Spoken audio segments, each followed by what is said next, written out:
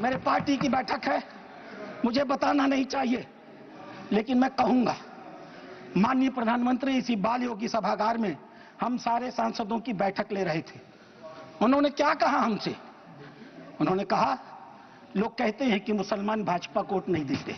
आपको याद होगा मित्रों, उन्होंने कहा नहीं, ये गलत है, देते हैं।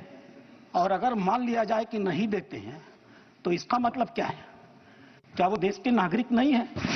क्या उनके काम नहीं होने चाहिए? क्या उनका विकास का काम नहीं होना चाहिए?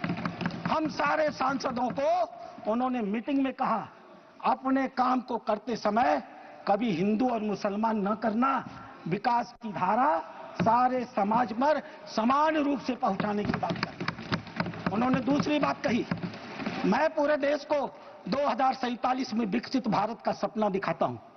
क्या 20% मुसलमान अगर देश का पिछड़ा रह जाएगा तो क्या भारत का विकास का सपना पूरा होगा?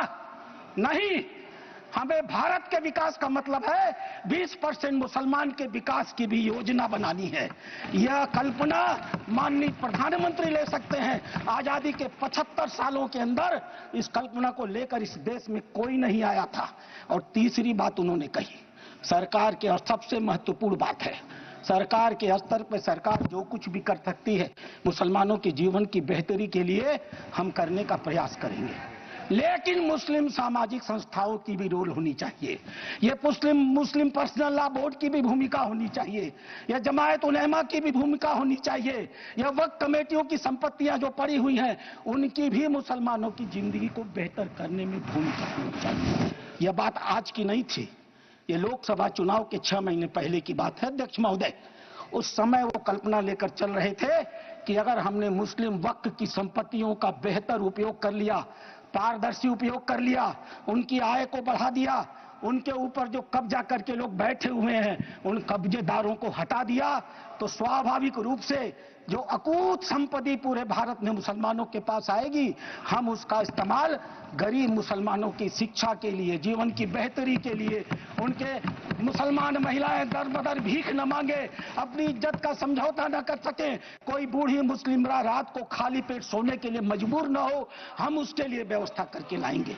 और वस्तुतः अध्यक्ष महोदय, वक्फ अधिनियम की जो ही माननीय गृह मंत्री ने घोषणा किया, पूरे देश में तूफान आ गया। आश्चर्य होता है, वक्फ की घोषणा भी नहीं हुई, कानून सामने भी नहीं आए, विरोध शुरू हो गया।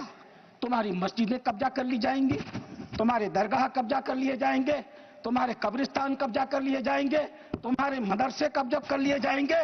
मैं एक पत्रक लेकर के अध्यक्ष महोदय आया हूं।